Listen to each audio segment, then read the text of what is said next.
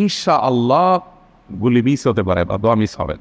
আমল করে নিয়মিত আল্লাহ রাব্বুল আলামিন তার সকল পেরেশানির জন্য যথেষ্ট করে দিবেন। এই আমলটা সবগুলো দূর করার জন্য যথেষ্ট হয়ে যায়। এই দুরুদের আমলটা আমি দেখেছি সুবহানাল্লাহ গুলির মতো কাজ করে। আজকের ঘটনা, এক ভদ্রলোক সকালে একটা টেলিভিশন চ্যানেলে, বেসরকারি চ্যানেলে প্রোগ্রাম শেষ করে নামছিলাম লিফটে, তো উপস্থাপক উনি বলছিলেন যে ভাই মানে দুরুদের আমল করে আমি কিছুদিন আগে একটা ইয়াতে মানে এমন একটা অবস্থা যে এইটা থেকে বের হওয়ার কোনো পথ আর নাই, শুরু করলাম দুরুদ অবরত, এরপরে আল্লাহ তাআলা আমাকে এমনভাবে উদ্ধার করলেন আমি কল্পনা করতে পারি। আলহামদুলিল্লাহ এই আমলগুলো করে অনেক ভাইরা আমাকে অভিজ্ঞতা জানাইছে যে আলহামদুলিল্লাহ তাদের অভিজ্ঞতা অলৌকিক। ওই যে বললাম কখনো যদি আল্লাহ তাআলা আপনার দোয়া কবুল না করেন তাহলে হয় আমার ত্রুটি আছে, আর না হলে আমার জন্য আল্লাহ তাআলা এর চেয়ে বেটার কিছু রেখেছেন, আমি সেই ইয়াকিন রাখবো ইনশাআল্লাহ। আর এই দোয়াতে সমাধান হবেই হবে, সে বিশ্বাস থাকতে হবে। নবী করিম সাল্লাল্লাহু আলাইহি ওয়াসাল্লাম বলেছেন, হাদিসে কুদসিতে আল্লাহ বলেছেন আনা ইনদা যান্নি আবদি বি, বান্দা আমার প্রতি যেমন ধারণা করে আমি তেমন আচরণ করি। এখন আপনি যদি চিন্তা করেন করে দেখি হয় কি না, দেখি ট্রাই করি, তাহলে ওই আল্লাহ তাআলা বলবেন ঠিক আছে দেখতে থাক। আপনি যদি এটিন করেন যে না নবী করিম সাল্লাল্লাহু আলাইহি ওয়াসাল্লাম যে বলেছেন অতএব সেটা হবেই, আর আল্লাহ রাব্বুল আলামিনের কাছে আমি ওইভাবেই চাবো যে আল্লাহ দিবেনই, আমি নিয়েই ছাড়বো, ইনশাআল্লাহ গুলি মিস হতে পারে বা দোয়া মিস হবেন। ওই ইয়কিন ওই ঈমান আমার মধ্যে আনতে হবে, চেষ্টা করবো তো ইনশাআল্লাহ। তাহলে দুইটা আমল হলো ইস্তেগফার আর দুরূদ। 3 নম্বর আরেকটা আমল হলো দোয়া ইউনুস।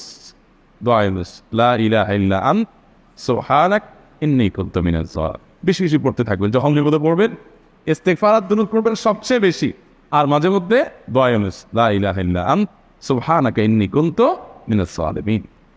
আল্লাহ সুবহানাহু ওয়া তাআলা কোরআনে কারিমে এই দোয়ার পরে বলেছেন ওয়া কাযালিকা নুনজিল মুমিনিন। এই দোয়া পাঠ করার মাধ্যমে ইউনুস আলাইহিস সালামকে পৃথিবীর ইতিহাসের সবচেয়ে অলৌকিক ঘটনা, সকল সায়েন্স, সকল আপনার বিজ্ঞানের তত্ত্ব সবগুলোকে আপনার সবগুলোর বিপরীতে বা সবগুলোকে আপনার ভুল প্রমাণ করে দিয়ে ওই জায়গাটার জন্য আল্লাহ তাআলা ইউনুসকে মাছের পেটে ঢোকার পর সেখান থেকে আবার জীবিত রেখে বের করেছে। অক্সিজেন অভাবে সেখানে এমনি মারা যাওয়ার কথা, আরো নানা কারণে মারা যাওয়ার কথা, তাই না?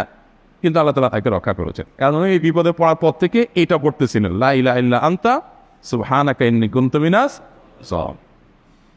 তো আল্লাহ তাআলা কোরআনে বলেছেন এটা ইউনুস তার নবী ইউনুস আলাইহিস সালামকে আল্লাহ তাআলা এর মাধ্যমে রক্ষা করেছেন, সেটা তার জন্য খাস না, এটা তার জন্য স্পেশাল না, বরং আল্লাহ বলেছেন ওয়া কাযালিকা নুনজিল মুমিনিন, এটা দিয়ে আমি তাকে রক্ষা করেছি, একইভাবে ঈমানদারদেরকেও এইটার মাধ্যমে রক্ষা করব। এটা বড় অস্ত্র পেয়ে গেলাম। দোয়া বেশি বেশি করবো ইনশাআল্লাহ লা ইলাহা ইল্লা আনতা সুবহানাকা ইন্নী।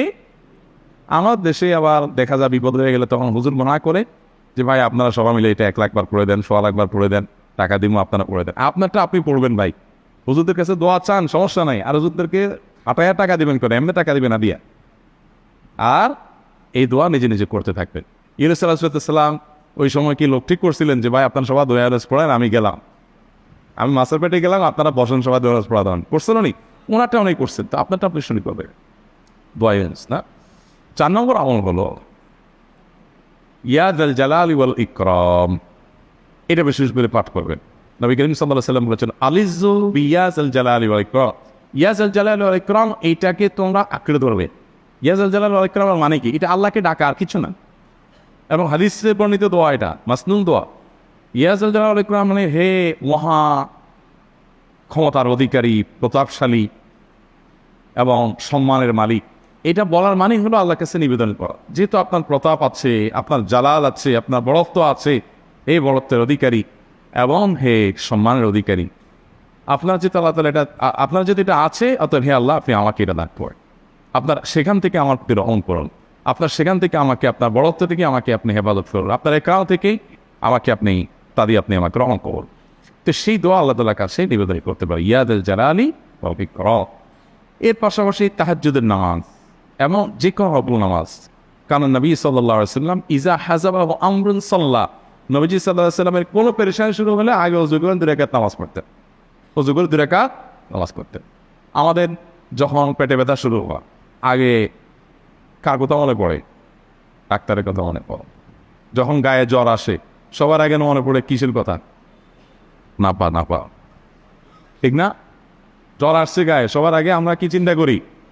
নাপা নাপা আপনি চিন্তা করেন, খান নিষেধ না তো, ওষুধ গ্রহণ করা সুন্নাত, নবী সাল্লাল্লাহু আলাইহি ওয়াসাল্লাম নির্দেশ করেছেন ওষুধ সেবন করতে, আপনি করেন, ভালো কথা।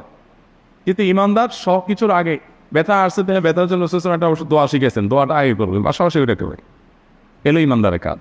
আমরা আজকাল ইমান থেকে অনেক দূরে সরে গেছি। আল্লাহ আমাদের সেই ইয়াকিন দান করুন। তাহাজ্জুদের সময় দোয়া অনেক বেশি দোয়া করবো। তাহলে চারটা